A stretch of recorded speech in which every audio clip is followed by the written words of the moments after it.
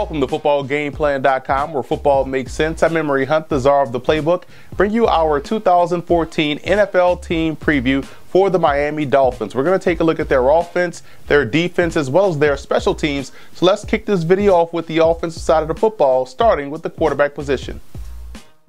In my opinion, this is the biggest question offensively for the Dolphins, more so than the offensive line. Third-year quarterback Ryan Tannehill must make huge leaps this year.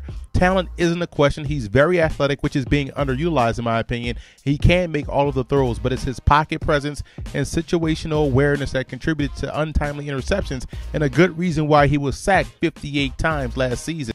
With the offensive talent around him and the improvements they made along the offensive line, if Tannehill improves situationally, this offense could explode.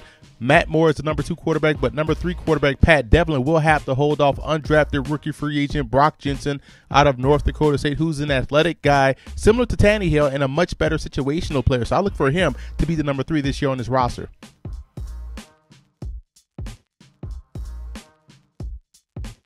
Contrary to popular belief, the Dolphins have very good talent in the backfield with Lamar Miller, Mike Gillislee, and free agent signing Noshawn Moreno. Opportunities, i.e. carries, is what's needed for a back to perform. And as with the quarterback position, improvements up front along that offensive line with new offensive coordinator Bill Lazor's zone blocking scheme could yield positive results. Miller has the home run speed you look for. Moreno and Gillislee and even Daniel Thomas are actually better suited to play in this style of offense as opposed to a power gap scheme. The odd man out could be Thomas, because Miller, Moreno, and Gillislee all bring added value as a receiver out of the backfield.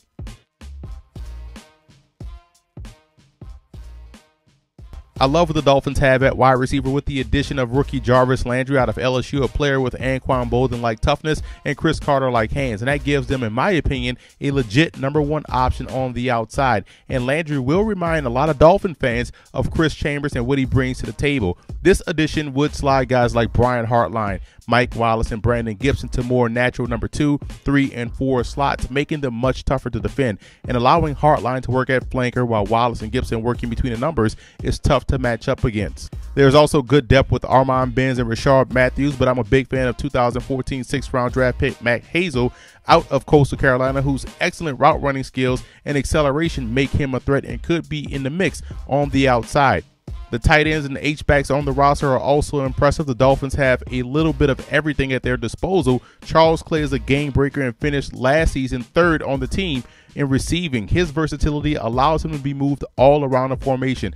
Deion Sims is solid at blocking, and 2 rookies, Arthur Lynch out of Georgia and Gator Hoskins, an undrafted rookie free agent out of Marshall, are 2 excellent move tight ends that are similar to Charles Clay. And having those options allow for more double and sometimes 3 tight end sets, which not only gives them the advantage in the passing game, but also aids in jump starting the running game as well. So this wide receiver tight end combination, in my opinion, makes this the best unit on the offense.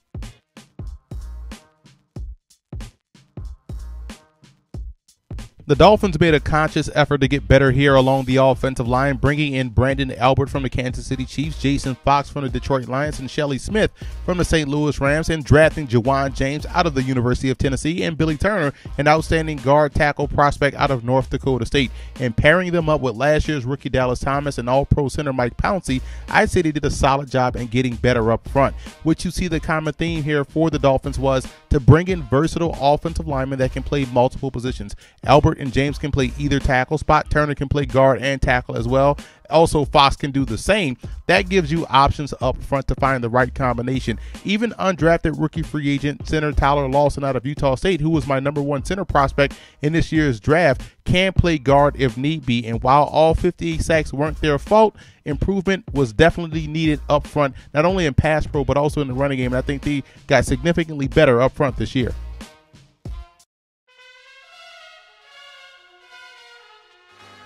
The Dolphins were strong up front defensively last year. They're led by perennial Pro Bowler Cameron Wake, who was 2nd on the team in sacks last season with 8.5. The attention he warrants opened things up for Olivier Vernon to blossom last year as he finished with the team leading 11.5 sacks. And a lot is expected from second-year player Deion Jordan, who was suspended for the first 4 games. He has to become much more of an impact in year 2.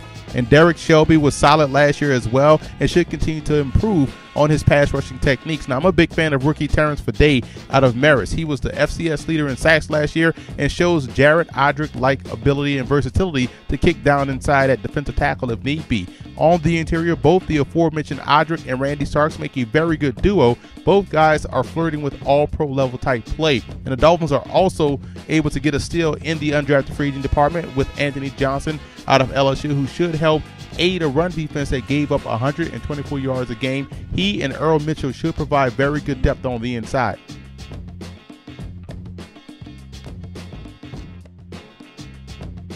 This is another unit on the team that needs to up its productivity. Normally, with the very good defensive line in front of the linebackers, the result would be a positive one, but this group left a lot to be desired in the run defense department. Outside of Danielle Ellerby, this group underachieved. Koa Misi and Philip Wheeler must raise their level of play and become much more consistent and much more active at the line of scrimmage.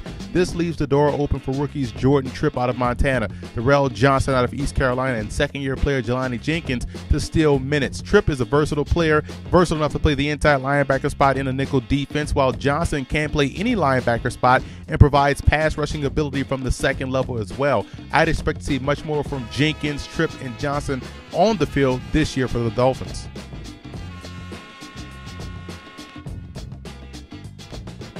I don't think there's as many questions about the Dolphins secondary as many people like to believe. At cornerback, Brent Grimes' instincts and ball skills makes him one of the top cornerbacks in the game, and the addition of Cortland Finnegan on the other side gives them two capable veterans starting at cornerback, and that allows younger players like Jamar Taylor and Will Davis the opportunity to succeed versus teams number 3 and number 4 options until they're ready on a consistent basis for starting duties. Now, two rookies also factor in the mix. Both are from Liberty. That's 4th-round pick Walt Aikens and undrafted rookie free agent Kevin Fogg. And Aikens is a guy that could end up at safety. He's a tremendous athlete who's a little raw as far as technique goes, but is a good all-around football player. And Fogg is more in the mold of Will Davis. He can play off-man and zone very well. At safety, Rashad Jones is a very good player, a borderline Pro Bowl type guy.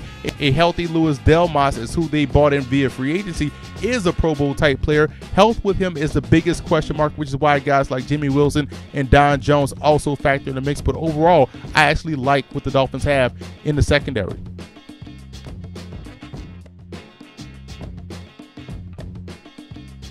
Armed with one of the best special teams units in the league, the Dolphins excel in the third part of the game. A good battery is in place here with second-year kicker Caleb Sturgis, punter Brandon Fields, and long snapper John Denny. Both Fields and Denny made the Pro Bowl last year, and their coverage units are also very strong. And when you look at the kickoff returner and punt returner Marcus Thigpen, he's as good as they come, although he may have to share punt returning duties this year with free agent signing Damian Williams.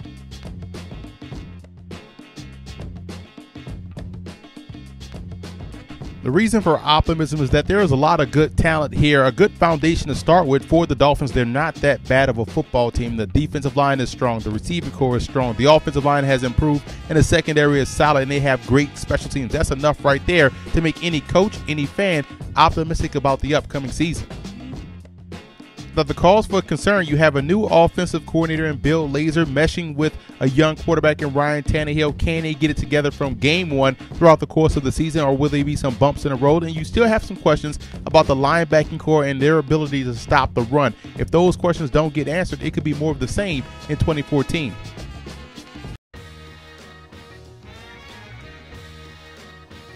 Now, the road to the Super Bowl for the Dolphins goes as follows. Number one, this team has to learn how to finish ball games. Quite honestly, the Dolphins could have been 11-5 last year if they were able to close out games in the fourth quarter. If they can learn how to finish, they can go far this season, and they have to be able to sustain drives offensively. They struggled on third downs last year on offense, and they have to get better in that aspect in order to, one, stay on the field, so that way they can put up more points. So then they can learn to finish those ball games. And finally, they have to continue excellent special teams play. That's the one aspect of football that many people overlook, many teams overlook. The Dolphins are excellent in both kicking, punting, as well as the return game and the coverage unit. So if they can continue to play excellent special teams, it puts them in position to win more games than what they did last year.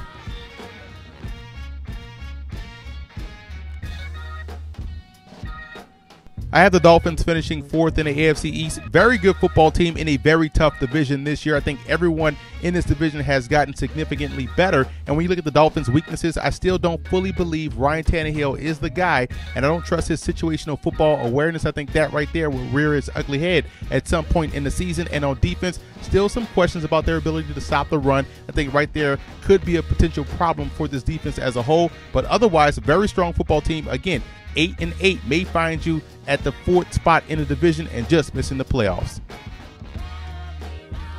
And don't forget to order your copy of Football Game Plan's latest book, Stiff Arming Football Myths, an excellent book that you can find on our website at footballgameplan.com/books, available in both PDF as well as paperback form. And I also want to give a huge shout out to Dolphin fan forums for always showing Football Game Plan support.